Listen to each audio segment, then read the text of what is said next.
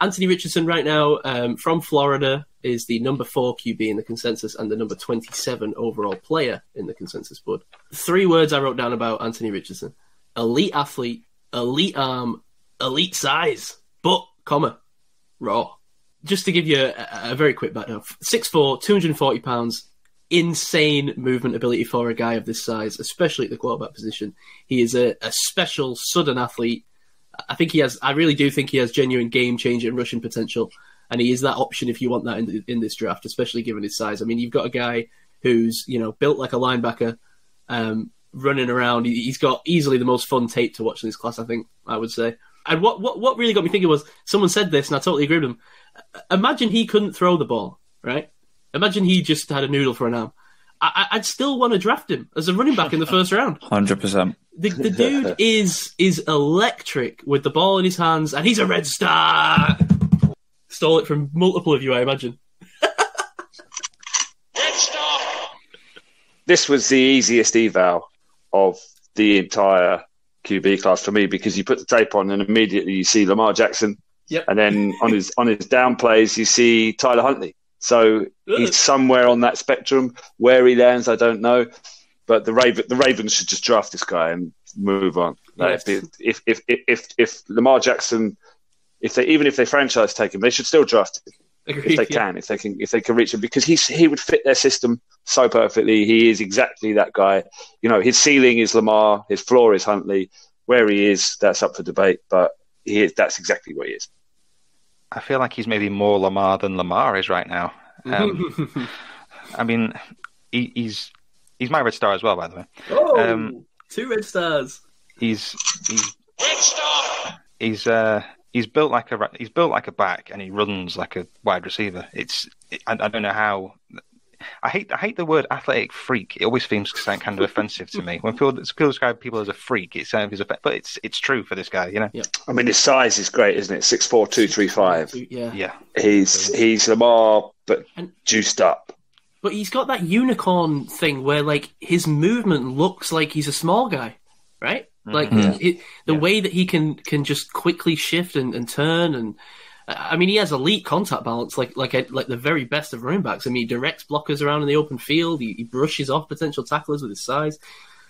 Just easy quickness, easy gliding quickness. Moves so smoothly for a 6'4" dude. It's very strange. I think we could be looking at a Lamar Jackson, Justin Fields rushing ceiling. I mean, if we have not learned that we should take that early, then I don't know what we've learned in the last 5 years. Well, I think what it made me realise is there's probably a guy like this every year in the draft. There's probably an elite guy like this every 5-6 years. Because what was Lamar? It's 2016, 2017 sort of ish. So it makes sense for the Ravens that they've got, you kind of think, it's just this freak gadget offense. But they can just keep rolling with it. If there are these guys every year, and I think this is an elite version of this kind of style of quarterback, an elite prospect, obviously.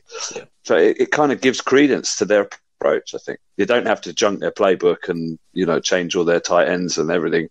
If Lamar goes, they can find another guy. Anthony Richardson's the perfect replacement. I mean, let's talk about what he does. He can sail. I agree with everything you said. I'm in on him as well.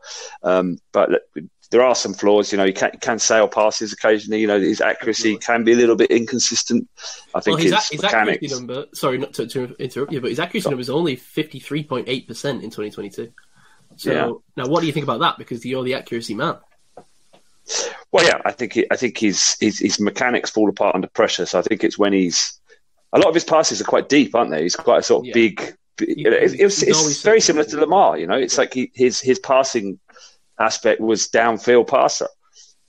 So that's part of, those passes are harder to complete. So, he's not the kind of guy that's going to go through progressions and, find a hot route or a check down. He's going to take off. He's going to run. That's his instinct. Yep. So, when he passes, he's making low completion percentage passes in the first place. So I think that explains that completion percentage. So I'm not too worried about that. I think that with coaching and with time, he could be taught to stay in the pocket just a couple of ticks longer and maintain that accuracy. And I think you could help him out year one by just keeping everything to half field reads. He can throw from the pocket, but then like you're seeing guys in this group that can't. As soon as they're on the run, the mechanics break down. It's consistent with him. I feel like the mechanics stay true when he's on the run. He's to some extent dependent upon his arm, but it's a big arm. But he's not overly dependent because it's all there. The sort of technical side of passing is consistent in him. I don't remember seeing a throw like saying, "Oh, he's throwing that bit too much off his back foot," or he's not set his feet quite right. Everything's been good. And maybe I'm watching the wrong games. You guys are going to tell me actually, no, he throws off an uneven platform quite a lot. But it's an effortless throwing action.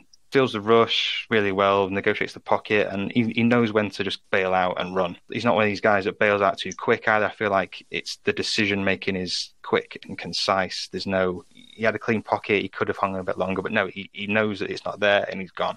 Mm-hmm. And he's quick enough to make turn a 2nd and 10 or whatever and just rip off a huge run and then flip the field, you know. There's a little bit of a concern that I don't know if it's a big concern, but there's sometimes that he's thrown into tight coverage a little bit too much. He's not sort of got that ability to sort of look off a defender, to use his eyes, and that's something I think that will come with time. He ends up sort of throwing a few too many contested catches that probably could have been turned into picks, but weren't.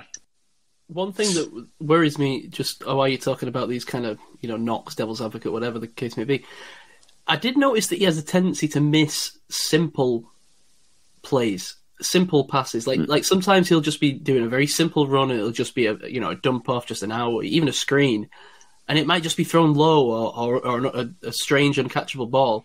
And to me, it felt like it was because he plays at his best when he's under pressure and his adrenaline is high. He's almost like he's fueled by that adrenaline of being under pressure and making sort of creative plays, and he doesn't do the simple things right all the time. So again, not the super simple. Yeah. You do see like the nice middle field kind of anticipatory throws. Yeah. Oh no, I'm talking literally. I'm talking dump offs. I'm talking like screen passes, just the really easy stuff.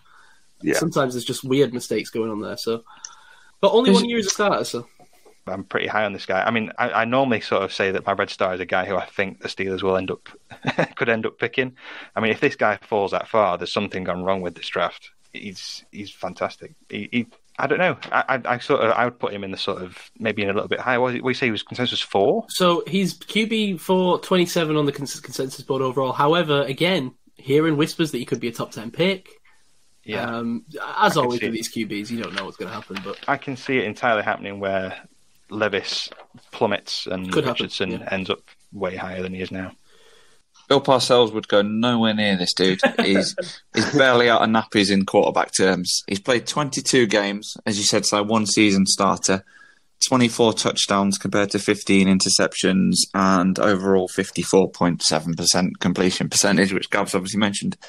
That said, 2022, he started all 12 games. He led the team in all kind of quarterback offensive categories, finished for 2,500 and odd passing yards, 17 touchdowns, average of 212 yards per game, 9 rushing touchdowns, 3rd on the team in rushing yards, back-to-back games with 3 touchdown passes, including the Florida State game, which is he took the ball from the center, looked upfield and threw it 52 yards to wide receiver Ricky Pearsall, who's coming out next year, and I'm very intrigued by the way. He stood and threw this ball as it was about to be hit, 52 yards for a touchdown. Absolutely effortless. Just, wow, what a first play. Pocket presence, poise, whatever you want to call it, this dude has it. Reads the field really calmly. I wish I'd have seen more in terms of passing on the short to medium stuff in the kind of middle of the field. I would have loved to have seen a bit more of that. I'm definitely in on the guy, but given how raw he is, I'm in, but I'm going to stop short of red star in him. But I can completely see why you have, because you look at that tape and you go, wow, who's this guy? Like, unbelievable, just jumps off screen immediately. Did you notice his weird... I've noticed a couple of... And I don't know if this is because we've... little reveal behind the curtain. Now got some college all 22 tape, but game changer. Absolute game changer, especially when we get onto the O line. But he does that like the hard count fake snap thing. Did you notice that? With it looks like he's flapping his wings. Some QBs do it occasionally, like it's like they're trying to make it look like they're clapping. but they do it sort of like a bird motion. He does it on every single snap, and it annoyed me. He needs to play for a bird team. Ravens. If you play, Ravens. There you go. They'll all be doing it. You guarantee they'll all be doing it.